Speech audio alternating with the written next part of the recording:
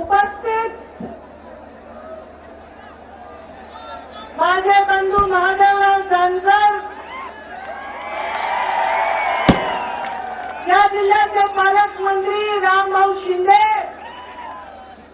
मंचावर उपस्थित आमचे बंधू मंत्री सदाभाऊ खोत, खासदार, शेतकऱ्यांच्या लढा देत असलेले एक आक्रमक नेतृत्व,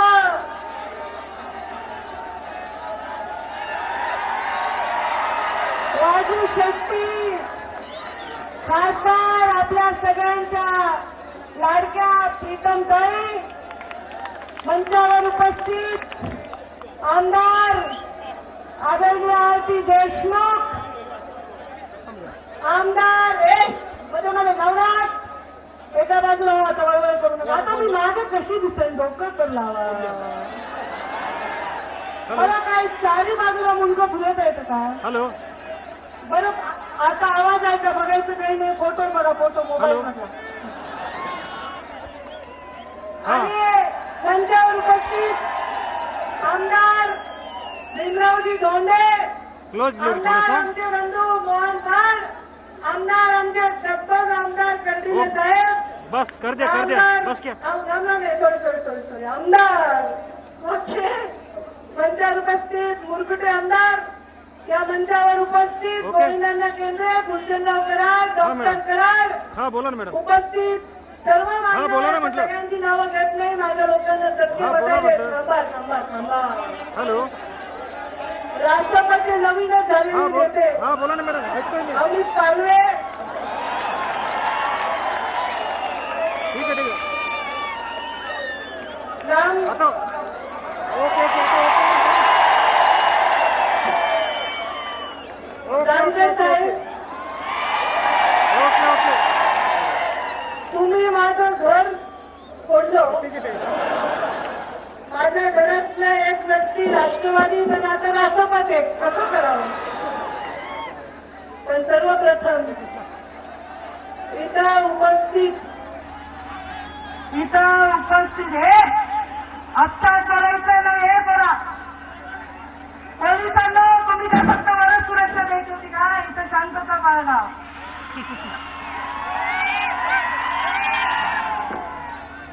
इथे कितीही राग आला तर 10 मिनिटं ऐका जरा. आपण ऐकल्याशिवाय आपल्याला इथून त्याचा संदेश घेऊन जायचा आहे ना. सर्वप्रथम मी माझ्या बांधवांना विजयादशमीच्या, दसऱ्याच्या हार्दिक हार्दिक हार्दिक शुभेच्छा देतो. मागच्या दसऱ्याला मी घरावरून भाषण केलं होतं. भगवान बाबांच्या चरणी नतमस्तक होऊन मी सांगितलं होतं की माझे बंधू जे आमदार आहेत ते पुढच्या दसऱ्यापर्यंत आमदार होतील. सदाभाऊ खोत आणि महादेव जानकर आमदार झाले आणि आमचे बंधू ते राज्यमंत्र्याचे कॅबिनेट मंत्री झाले. आणि नुसते कॅबिनेट मंत्री नाही तर माझ्या खात्याचा वारसा त्यांना दिलेला आहे. माझ्या सगळ्या भावांना माझ्यामुळे मी लाल दिवा दिलेला आहे की नाही? माझी भावांसाठी खूप लकी आहे. लाल दिवा माझ्यामुळे भावांना मिळतो. आता हे तुम्हाला सर्वांना मिळेल. माझ्या भगवान बाबांच्या प्रती काय भावना आहेत ते मी तुम्हाला शब्दात सांगू शकत नाही. मुंडे साहेबांनी शेवटचं भाषण घरावर केलं तेव्हा मला सांगितलं होतं, पंकजाताई, हा भक्तीचा वारसा मी तुम्हाला देत आहोत, ती परंपरा तुम्हाला चालवायची आहे. आणि मग माझ्या वडिलांच्या 14व्या दिवशी जेव्हा मी अस्थी घेऊन आले होते तेव्हा या गडाने मला कन्या म्हणून स्वीकारलं होतं. आणि एकदा मुलगी मानलं तर त्या गडाचं माझं नातं आता भक्ताचं आणि देवाचं राहिलं नाही, आता लेकराचं आणि बापाचं झालेलं आहे. हा माझा बाप आहे ज्याच्या दर्शनाला नाही. भगवान बाबांच्या चरणी नतमस्तक होऊन हेच सांगितलं होतं. कारण गोरेगावच्या कार्यक्रमाच्या वेळी मी गडावर आले होते, मी हेच सांगितलं होतं की मी जे भगवान बाबाला मान्य आहे तेच होईल. आज मी तुमच्या समोर इथे भगवान गडाच्या पायथ्याशी सभे लावली आहे. तुम्ही म्हणता काही काळजी कशाला सभा घेत, वाढ काय घेतली नाही? याचं उत्तर आज मी तुम्हाला काय देऊ, मला प्रश्न पडतो. अंतर्मुख होऊन मी विचार करते. मी लहान होते तेव्हा माझे बाबा मला एक गोष्ट सांगायचे. आपसात बोलू नका, इन्स्ट्रक्शन देऊ नका, सगळे सांगताय तिथे आणि सगळे रेकॉर्ड करा भाषण, काही बिंदास.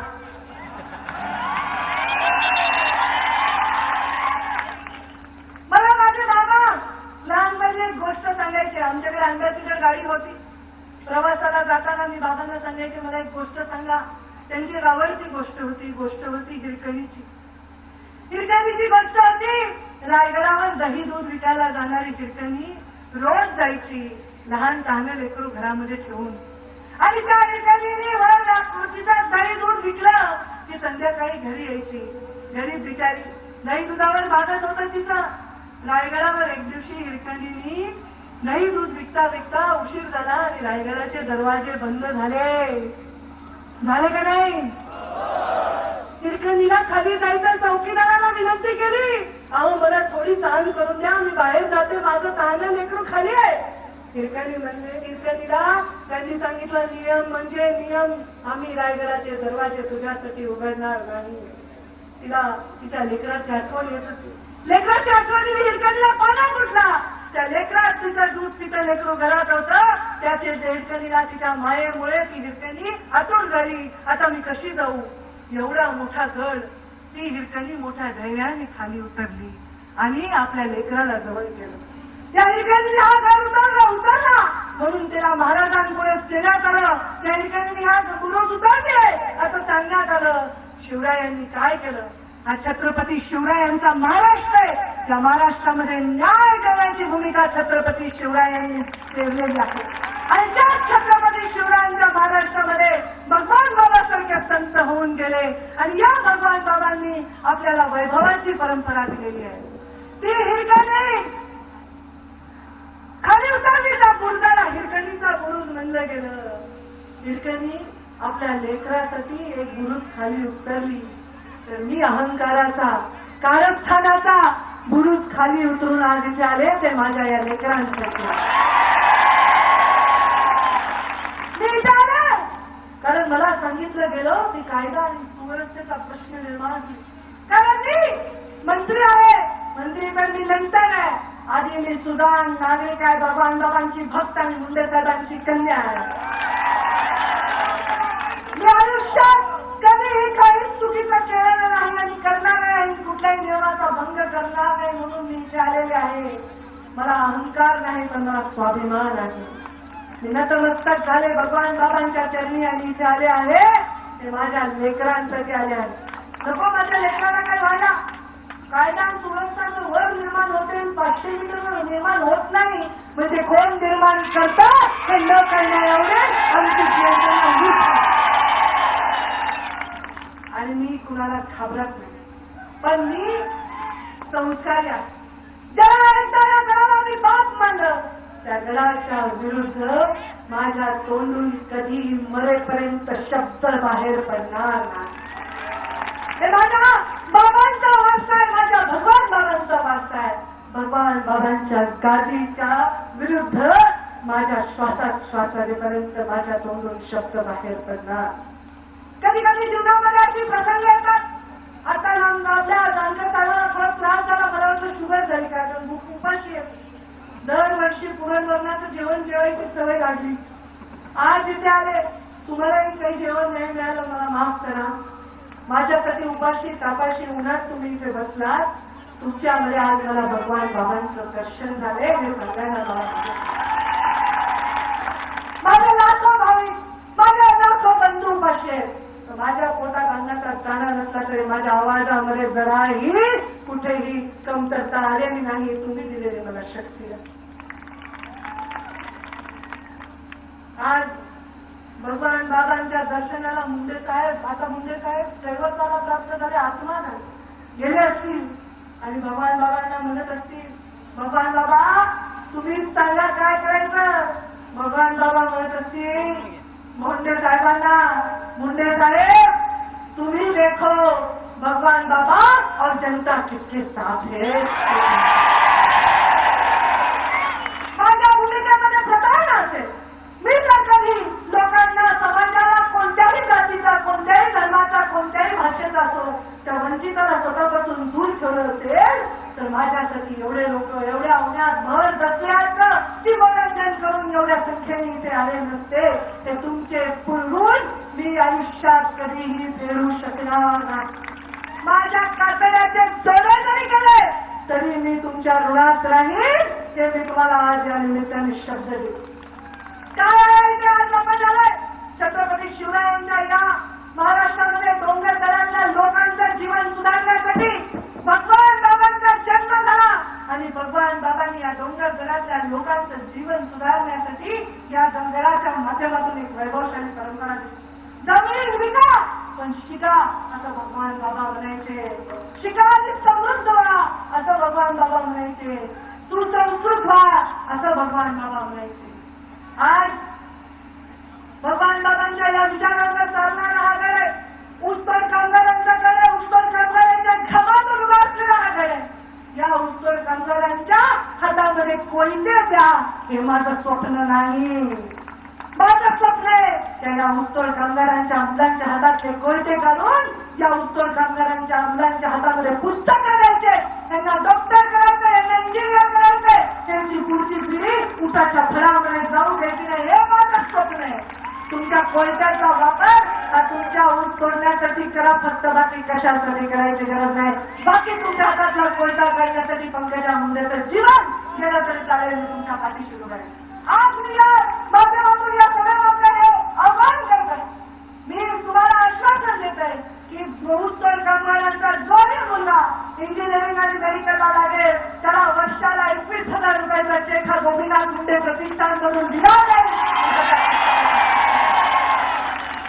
त्याला मोठं केलं जाईल, त्याची पिढी घडवली जाईल हे मला पाहिजे. कुणासमोर तुम्ही हात पसरावे ही माझी इच्छा नाही. तुमच्या पाठीशी मी उभी राहील.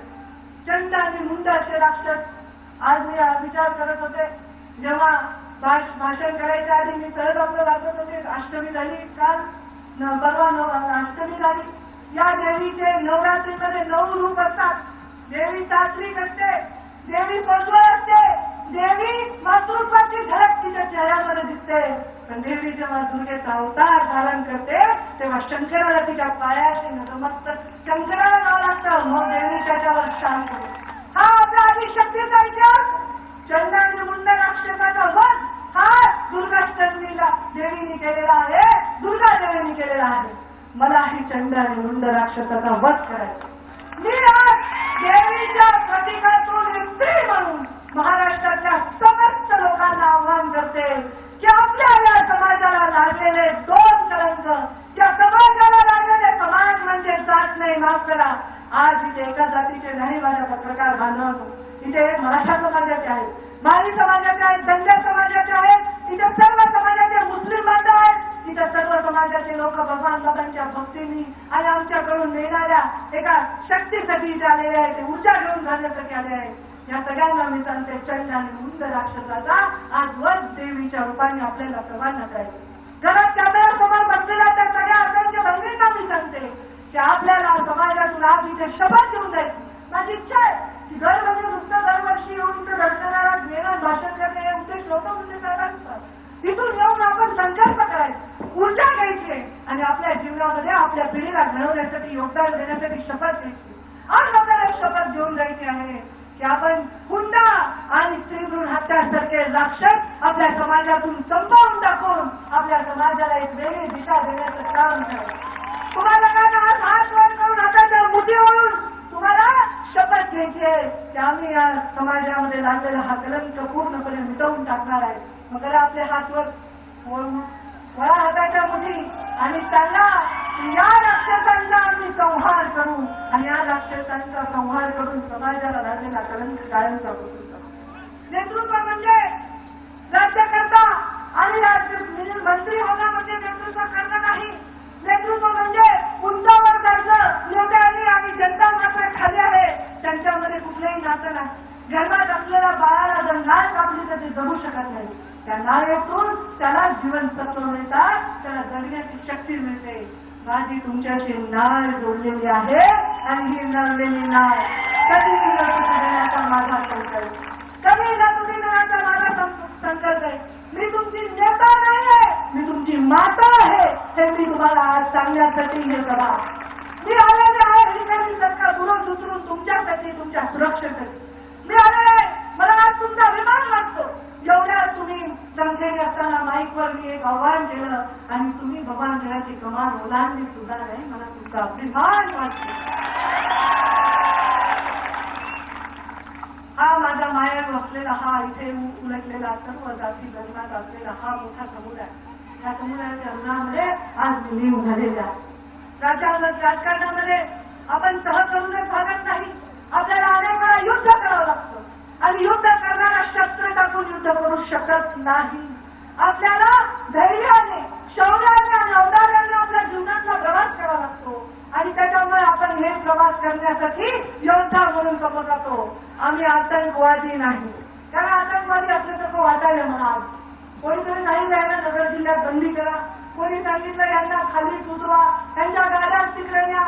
अरे मी म्हणजे हे काय, मी काय आतंकवादी आहे का, मी काय गुंड आहे का, ही काय परिस्थिती आहे. माझ्या बापाच्या जमीन नतमस्तक होण्यासाठी मी काय मागितलं तुम्हाला? जमीन मागितली, मी तुम्हाला काही इस्टेट मागितली, मी तुम्हाला काही अधिकार मागितला. मी वर्षातला 1 तास, फक्त वर्षातला 1 तास तुम्हाला मागितला, आणखी मी तुम्हाला काही मागितलं. मी इथे आलेले आहे ते शौर्य दाखवण्यासाठी.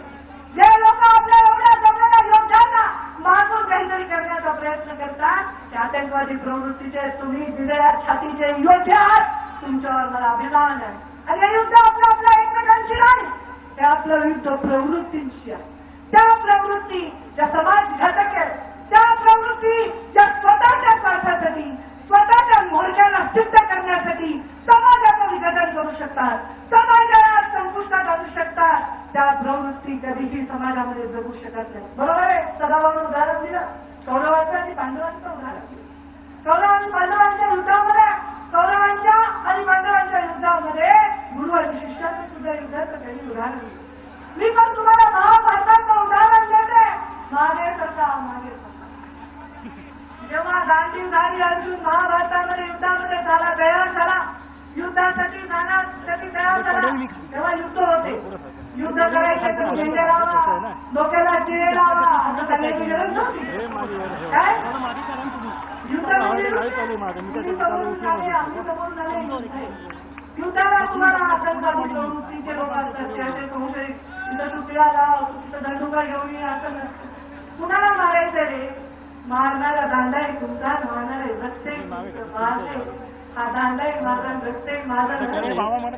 माझे तुमच्या डोक्याला काही झालं, तिला झाली तर माझ्या आज आपण युद्धाला न करताना गांधी झाले, अर्जुनासारखी परिस्थिती माझी झाली. 9 महिने मी विचार करते काय करू काय नाही, म्हणून मी ठरवलं.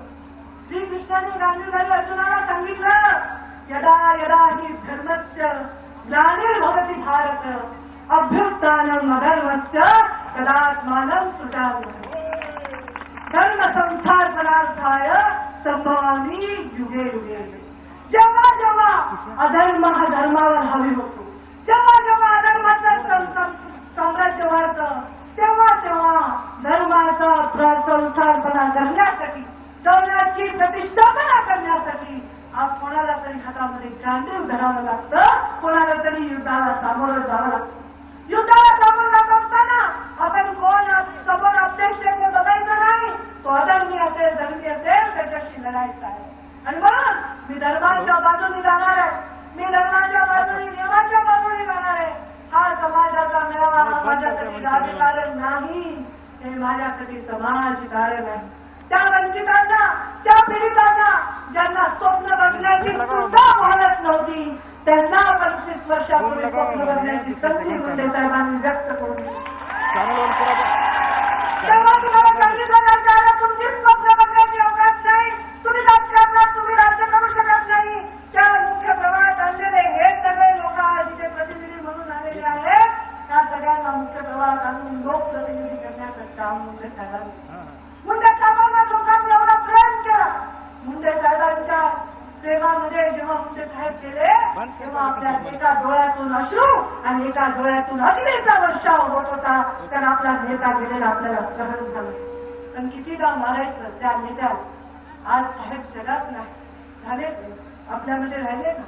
त्याच्यानंतर त्यांचा वारसा माझ्या छोट्याशा खांद्यावर माझ्या ताकदीने पुढे न्यायचा प्रयत्न करते. किती एखाद्याला गेले, किती एखाद्याला अभिनंदन करणार. भ्रष्टाचाराचे आरोप कर, कुठे त्यांच्यावर केसेस कर, कुठे राजीनामेच ना. आता तुमच्या मशिनी बुद्धी नाही तरी तिथे राजीनामा द्यायचं का रे? मी जर या राजकारणात तुमच्याशी स्वतःचा केली असेल, जनतेच्या हिताचा कामगिरी काम करण्यामध्ये स्वतःचा स्वार्थ साधला असेल तर राजकारणात शिक्षणभरही राहणार नाही. मी तुमच्यासाठी माझा राजीनामा निघून हेलिकॉप्टरमध्ये तयार असतो. ज्या दिवशी वाटेल की पंकजांनी लोकांना जाग आणली मी तुमच्यामध्ये राहणार नाही. कारण माझ्यावर कुठला आरोप सिद्ध करता येत नाही. मग काय करायचं? तर यांची प्रतिभा बनेल. ती गुंडचे, ती मवाळीचे, ती धमक्या दिल्या. आता मी तुम्हाला धमक्या द्यायची काय करते? तुम्ही सगळे आहेत नाही. मी धमक्या द्यायची काय करते? आणि त्या बीड जिल्ह्याचं राजकारण आज जितक्या राजकारणात तुरटी फिरवून 700 अतिशय सज्जन शांततेने जिल्ह्यामध्ये कारभार चालू. अरे माझ्या लोकांचं सोडा, विरोधकांच्या सुद्धा बद्दल मी कधी वाईट विचार करत नाही. मी विचार करते निवडणूक आहे, निवडणुकीमध्ये आपण एकमेकांसमोर यावं, लढावं, जिंकावं. पण एखाद्याचं घरात उद्ध्वस्त करावं हे माझं स्वप्न आहे. माफ करा, हे मुंडे साहेबांच्या रक्तातले गुण असूच शकत नाही. मी करणार. ही लढाई जिंकली तर मी त्या जिंकण्याविषयी लोकांचे आभार मानेन. आणि हा लढाईमध्ये जर पराभूत झाले तर ते सुद्धा तेवढ्याच मोठ्या मनाने स्वीकारेन. मी माझ्या वडिलांनी मला शिकवले. आज मला माहित नाही कोण जिंकतं आणि कोण हरतं. आज मी सत्तेमध्ये आहे, पण ही सत्ता तुमच्यासाठी. ही सत्ता तुमच्यासाठी आहे. तुमच्या चरणी ही सत्ता घालायची म्हणून संघर्ष यात्रा करून 4000 किलोमीटर महाराष्ट्रातून फिरले. कारण तुमच्या तोंडचा हात नियतीने मिळवून घेतला. मी तुमच्यासाठी आहे. मला आज इच्छा आहे की या महाराष्ट्रामधल्या सर्व जाती धर्म तुम्हाला सुखाने नांदावं. दुर्दैव वाटतं मला आज महाराष्ट्रामध्ये काय होतं.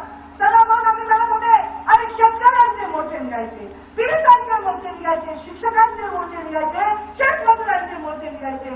आता त्याचे शक्ल झाली, त्याचे तुकडे झाले. आता मोर्चे निघायचे या जातीचे, मोर्चे निघायचे त्या जातीचे. दुर्दैव बरोबर. हा न्यायाचा लढा मराठी समाज, मराठा समाजाच्या त्या सगळ्या तरुण बांधवांचा लढा. मी त्यांच्याशी सहमत आहे. वर्षानुवर्ष सत्ता असून सुद्धा त्यांना न्याय मिळाला नाही आणि आज त्यांना मोर्चा करायची वेळ आलेली आहे. माईक बंद झाला. बरोबर. आता एखादं वाक्य नाही ऐकलं तर काय आपल्याला परीक्षा द्यायची ना. मी सहमत आहे. मी माझी त्याच्याबद्दल मला त्याचं कौतुक वाटतं. वर्षानुवर्ष सत्तेमध्ये प्रस्थापित असताना सुद्धा आपल्या समाजाला न्याय नाही देऊ शकले. गरीब मराठा तरुणाला आज नोकरी नाही, त्याला शेती करायची ताकद नाही, त्याला अभ्यासामध्ये जरी चांगला असला तरी त्याला शिक्षणामध्ये पुढे जायची त्याची शक्ती नाही. त्या तरुणाला शक्ती देण्याचं काम ते केलं गेलं पाहिजे. त्याचबरोबर बहुजनांचा सुद्धा न्याय कायम ठेवला पाहिजे, ओबीसीचा न्याय कायम ठेवला पाहिजे. आणि या जातीपातीचं राजकारण करत असताना तुमच्या मनातून आपल्या जात जात नसेल तर कसं आपण जातीपातीच्या राजकारणावर विजय मिळवणार. आपण एकीकडे म्हणतो दलितांवर एवढे अन्याय होत आहे.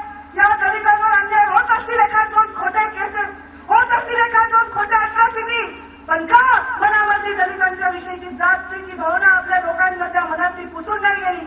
का त्या दलितांना न्याय देण्याचं काम आपण करू शकत नाही? का त्या दलितांच्या त्यांना मुख्य प्रवाहात आणण्यासाठी आपण अयशस्वी ठरतो?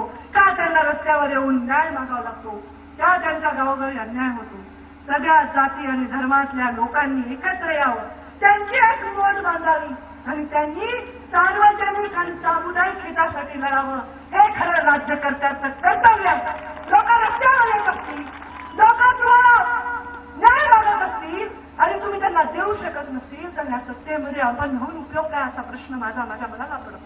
मला वाटतं दलित बांधवांपासून ते मराठा समाजापर्यंत, ओबीसी बांधवांपासून ते मायनॉरिटीपर्यंत सगळ्यांना न्याय देण्याची भूमिका 6 दशकात कुणाला घ्यावीशी वाटली नाही आणि आज एका वर्षामध्ये सर्व चित्र बदलेल अशी आपली अपेक्षा. ते चित्र बदलायचं असेल तर ते राज्यकर्त्यांपासून सुरू होणार नाही, ते तुमच्या मनापासून सुरू करावं लागेल. तुमच्या भूमिकेमध्ये ठाम राहून तुम्हाला न्याय देण्याची भूमिका करावी लागेल. हा संदेश आमच्यासारख्या लोकांनी दिला पाहिजे. लोक जातीच्या शिऱ्या करून राजकारण करतात, जातीच्या शिऱ्या करून लोक आमदार खासदार मंत्री बनतात आणि मग वळून बघायला जात त्यांना आठवत नाही आणि परत निवडणूक आली की जातीच्या मागे लागतात. जातीच्या मागे जात एकच आहे, मनुष्याची जात आहे आणि त्या मनुष्याच्या सगळ्या त्या जातीची वंचितांची जात आहे. त्या वंचितांशी नाळ जोडल्यामुळे मरून सुद्धा माझ्या वडिलांचं नाव घेतल्याशिवाय एकही कार्यक्रम होत नाही. सत्ता नव्हती त्यांच्याकडे, पण लोकांशी त्यांची नाळ जुळली होती आणि म्हणून तुमच्याशी नाळ जुळणं हे माझ्यासाठी महत्वाचं आहे. तुमच्या चरणी मी नतमस्तक होतो. आज तुम्ही माझ्यावर आशीर्वादाने मला एवढ्या उन्हाचे चटके बसतायत लोकांना, पण मला आज उन्हाचे चटके बसत नाही. तुमच्या प्रेमाची सावली आज माझ्या डोक्यावर आहे.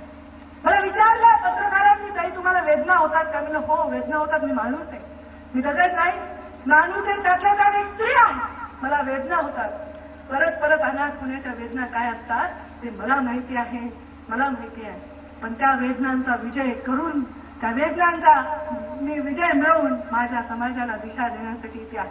मला माझी शक्ती नाही दाखवायची आहे, मला हेच दाखवायचं आहे की तुमची भक्ती ही शक्ती ह्याचा संगम हा सर्वश्रेष्ठ आहे. आज तुम्ही जे वागलात, तुम्ही जेव्हा तुमच्या माझ्या दिलेल्या शब्दांचं पालन करून जे प्रदर्शन केलं त्याच्यामुळे आज मी मोठे झालेले आहे. स्वतःच्या नजरेतून मोठी झाले, तुम्ही माझ्या नजरेतून त्याही पेक्षा मोठी झाले. मी भगवान बाबांच्या चरणी दर्शनाला गेले असताना आज मला भगवान बाबांचं दर्शन तिथे झालं, पण मला आज भगवान बाबांचं दर्शन एवढ्या सगळ्या जनसमुदायामध्ये झालं. आपण एखादा सुद्धा धक्के मारून घराच्या बाहेर जरी टाकलं तरी ती तुमचा दरवाजा भरून हक्काने येते घरामध्ये, पण आपल्या लेकीला जर आपण घराच्या बाहेर टाकलं तर तिला परत दारा माहेरी पाऊल ठेवताना 10 वेळा विचार करावा वाटतो, तिचा भावना दुखावल्या जातात. आपल्या घरी लग्न असलं, धाकट्या लेकीचं तर मोठ्या लेकीला मूळ पाठवल्याशिवाय मोठी लेक येत नाही, जेव्हा का नाही. लग्न झालेल्या पोरीला आपण तू म्हणत नाही, बाई म्हणतो, तुम्ही म्हणतो, तिला आपण मान देतो. मला एवढा विश्वास आहे पुढच्या दसऱ्याला या भगवान गडाच्या गादीवर विराजमान असलेले महंत मला या दसऱ्याला मुलगी म्हणून पुढच्या बोलवणार आहे का, मला विश्वास आहे. आणि तेव्हा मग ती लेक म्हणून येणार आहे आणि लेक म्हणून भगवान गडाच्या प्रती कधीही मी अपशब्द काढणार नाही. मी कधीही भगवान बाबांच्या प्रती माझ्या मनामध्ये प्रतार नाही करणार. भगवान बाबा हे ते देवस्थान आहे, भगवान बाबा हे दैवत आहे. मुंडे साहेब हे आपल्यासाठी युगपुरुष आहे. भगवान बाबा हे भगवान देवी आमचा शिखर आहे. गोपीनाथ गर्दी पायरी आहे. पंकजा मुंडे तर त्याच्याही पेक्षा लहान. मी लहानच आहे. लहान असल्यामुळे आपण आपल्या मर्यादेत राहणं हे सुद्धा आपले संस्कार आहे. माझ्या मर्यादा एवढ्या मोठ्या आहेत, डोळ्याला जिथपर्यंत जाते लोक दिसतात. किती पार्किंग लांब रे बाबा, किती चालत यावं लागलं तुम्हाला, अजून लोक यायलेच आहेत. मला या लोकांच्या या शक्तीचं काय करावं. मी आज तुमच्या ऋणामध्ये वाकले, मला आज तुमच्या उपकारामध्ये मी दबले आहे. तुमच्यासाठी माझं जीवन आहे आणि आज मला वाटतं की जरूर मी सर्व म्हणजे माझ्या मनामध्ये वैराग्य आलंय, त्याचा मला आयुष्यात काही नाही पाहिजे. मला या लोकांच्या डोळ्यामधली ही चमक कधीही कमी नाही झाली पाहिजे. हे माझं जी शक्ती तुम्ही मला दिली ती शक्ती माझ्या श्वासाश्वासातेपर्यंत तशीच राहील, असं काम माझ्या हातून होईल हा विश्वास मी तुम्हाला देते. आणि या महाराष्ट्रामध्ये आम्ही सत्तेमध्ये बसलो आहोत ते तुमच्यामुळे बसलो आहोत आणि तुमच्यासाठी बसलो आहोत हे आम्ही विसरणार नाही. आणि कोणी विसरत असेल तर त्यालाही विसरू देणार नाही, हा माझा इशारा आहे. आपण सर्वजण, कोणावर माझा राग नाही. कोणी कुठे जागा दिली, कोणी कुठे, माझा काही हट्टच नव्हता, मी मागितलीच नाही, मी कोणालाही काही मागितलं नाही. तुम्हाला हात जोडून एकच गोष्ट मागते, भगवान बाबांच्या संस्कारांना आणि मुंडे साहेबांनी शिकवलेल्या विचारांना धक्का लागेल असं काही न करता अतिशय शांततेने, अतिशय स्वाभिमानाने आपण दसऱ्याला जा. हे सीमोल्लंघन माझा हा समाज असं वागू शकतो, हे सीमोल्लंघन आज तुम्ही केलेलं आहे एक आदर्श लोकांपुढे काढून दिलेला आहे. एवढ्या लोकांना हँडल करायला 10,000 पोलीस कामाला मिळाले. पंकजा MC माईक मधून दिलेलं निवेदन कामाला आलं. हे जगासमोर गेलं. मी तुम्हाला विनंती करते की तुम्ही भगवान बाबांच्या विचारावर त्यांच्या संस्कारावर अतिशय शांतपणे घरी जा. विजयादशमीच्या निमित्ताने केलेलं हे सिंहरक्षण एक मोठा यशस्वी पाऊल आहे. भविष्याच्या सुवर्ण सकाळी आपण वादळाला सामोरे गेलो, आपण दुःखी झालो, आपण कष्टातून गेलो, पण या वादळाला सामोरं जाऊनही जेव्हा वादळातून माणूस शांतपणे पुढे जातो तेव्हा माणूस एक चांगला सुंदर सूर्योदय बघतो आणि तो सूर्योदय आपल्याला दिसणार आहे. हा विश्वास आहे मला. या जागेसाठी ज्यांनी जमीन दिली त्यांचे सुद्धा मी मनापासून आभार मानते आणि आपल्या वाणीला विराम देते. जय हिंद, जय महाराष्ट्र आणि जय भगवान.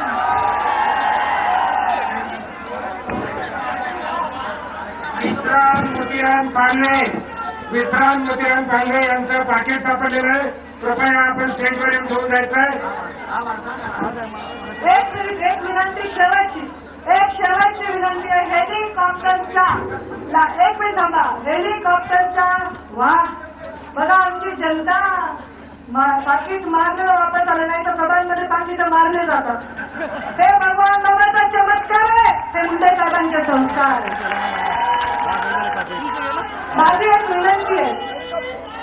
माझी एक विनंती आहे. ऐकणार का तुम्ही? हेलिपॅडचं जे रिंगण आणून दिले त्याच्या आत जाऊ नका, नाहीतर तुमच्या जीविताला धोका होईल. आणि मला तुमच्या जीवात माझा जीव आहे आणि माझा जीव आहे म्हणून सांभाळा. हेलिकॉप्टरकडे जाऊ नका, रिंगणाच्या आत प्रवेश करू नका.